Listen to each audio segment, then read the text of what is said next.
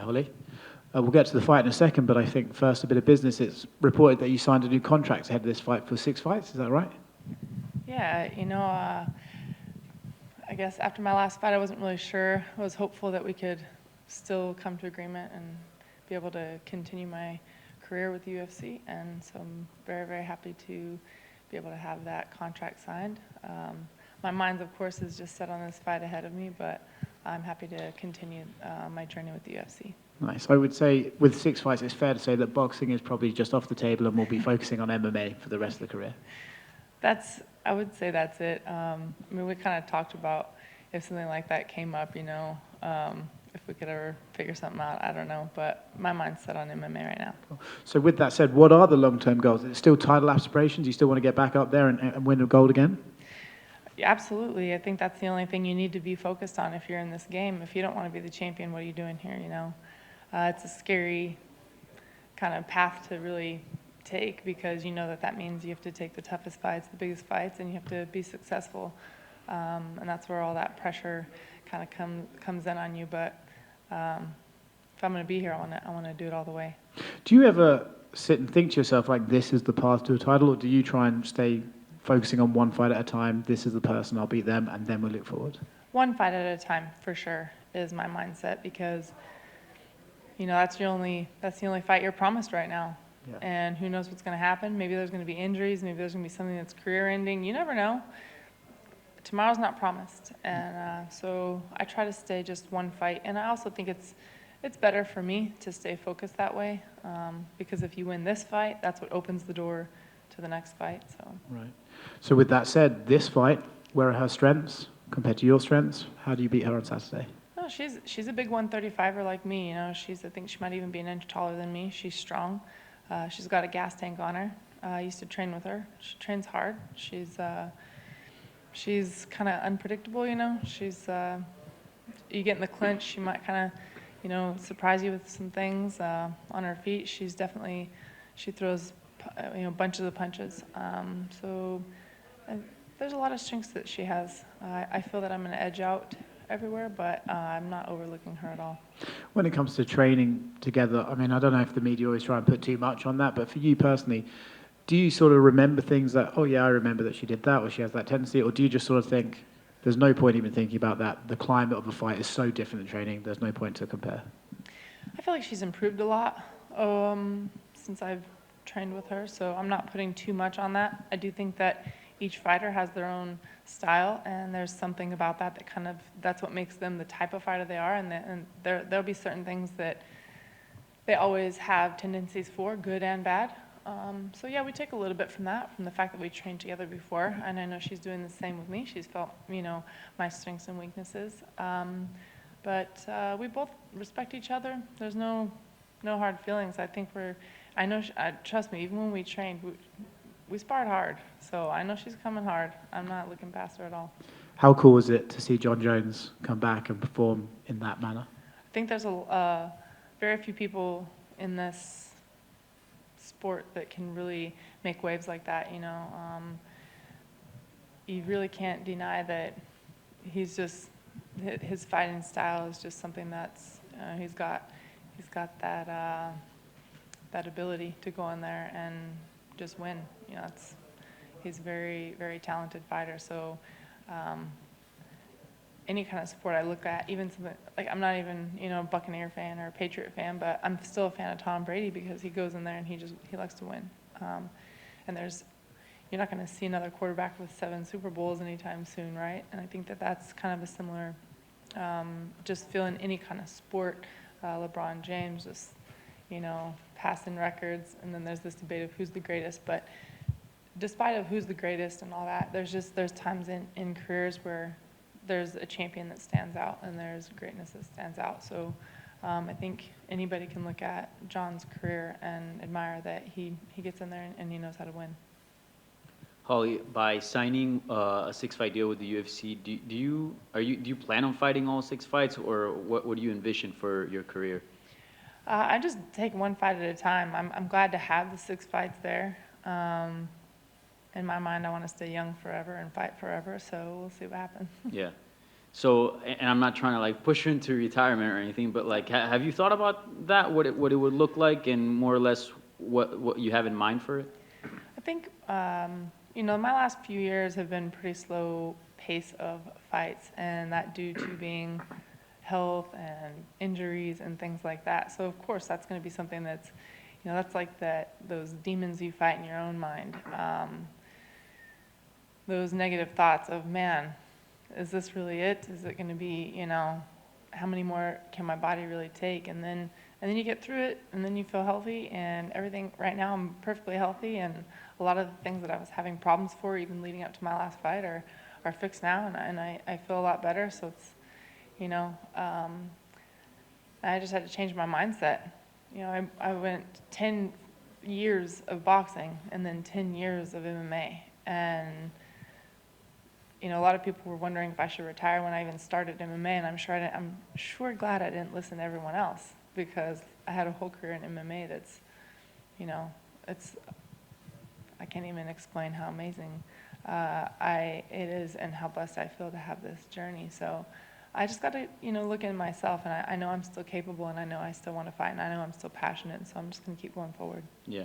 Within this 6-fight deal, are you just gonna take it like fight by fight basis and see how you go, or are you like set out to make like another title run and become champion once again? I take fight by fight, but with the title run being my goal.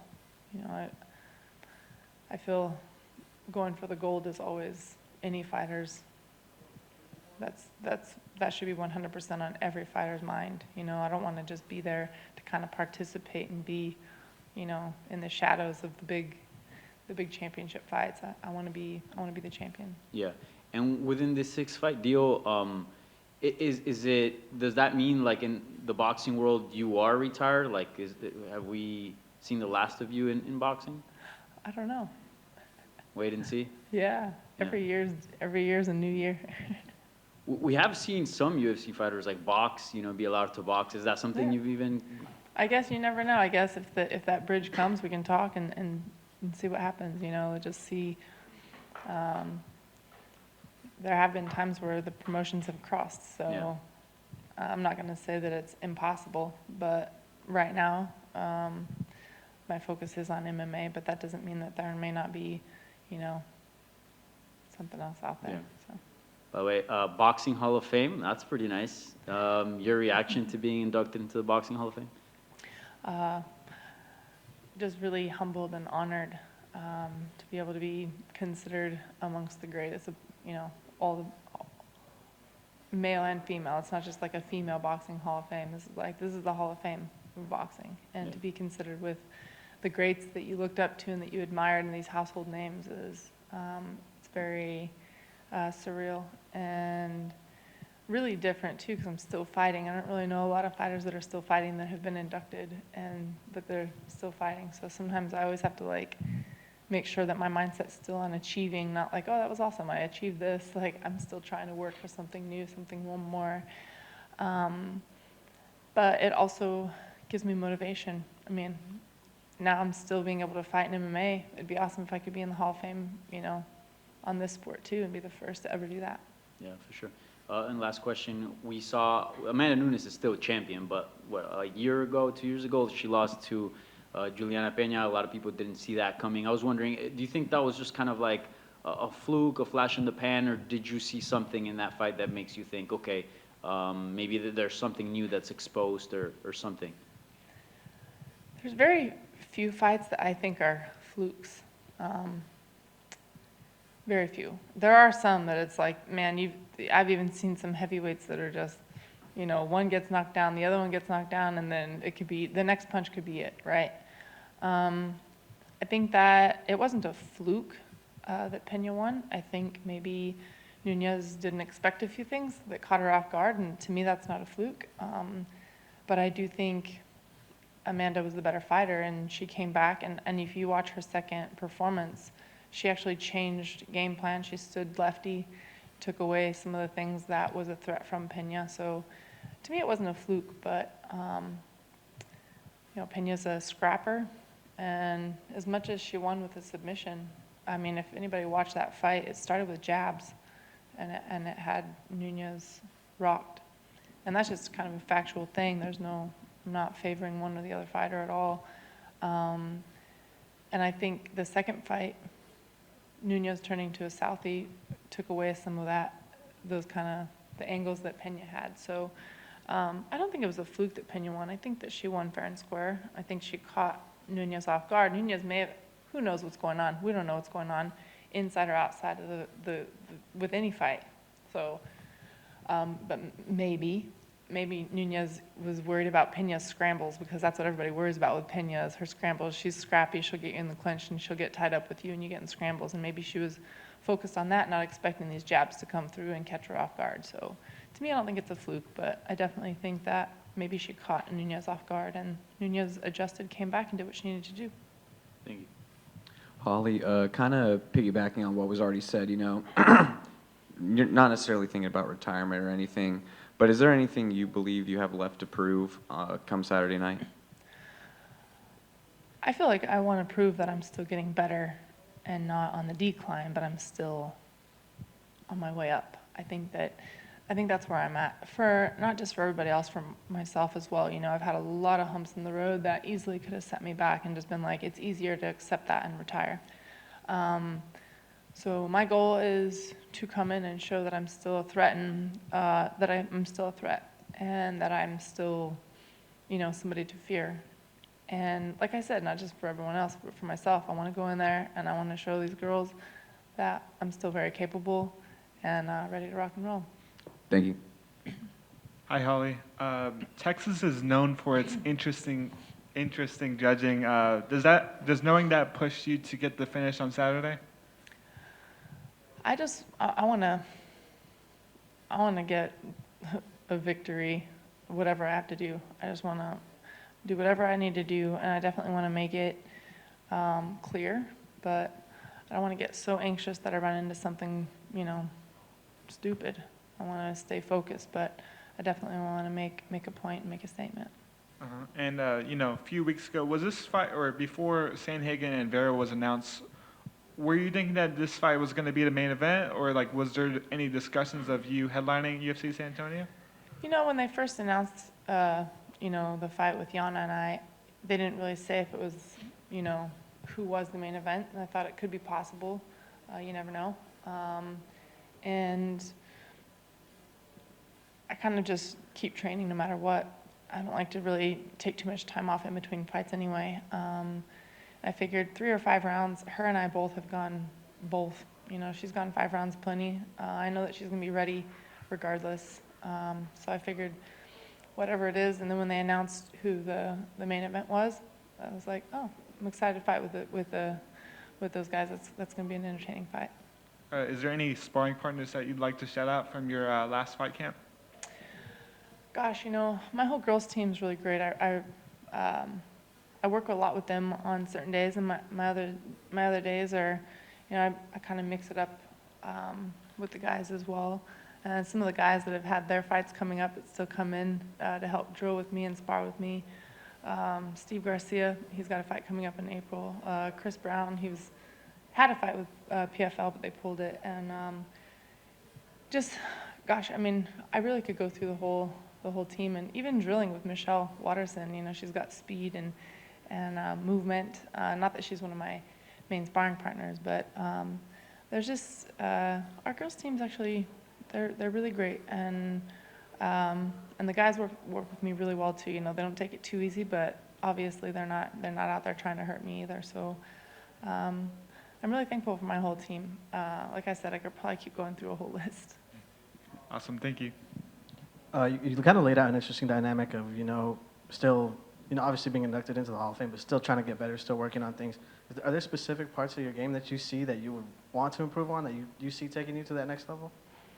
I'm still trying to get a better jab, It's like, doesn't matter how many years I've been doing it, I still feel like it could be better, it could be faster, it could be cleaner, it could be, more utilized. So, I kind of take that with everything. I want to learn more, and I want to, keep speed, but I want to add power, and I want to, add diversity to where I'm not always throwing the same combos or the same look. So I'm constantly trying to better myself all the time. And then, obviously, Sandhagen and Vera, the co-main event. But, obviously, I think a lot of people are still coming out to see you and see you fight. What is that like, knowing that here in San Antonio we don't get a lot of UFC fights? Is there something you want to show on Saturday night? I've had good fights in Texas so far. I haven't fought since in LFA, but I've got a couple knockouts here. So my plan is to get a good win again. I'm not saying I'm searching for a knockout because I want to be prepared for 3 rounds of war just in case. But I've always had a good homecoming here in Texas, and this is right across the border for me from New Mexico. So. I was just about to ask anything to say to people from 505 maybe tuning in watching. Man, New Mexico is definitely, hands down, the best fans of any state around. We have fighters in our state that are just, our state is a fighting state, absolutely, and our fans they're solid. They're good, loyal fans, and couldn't be here without them.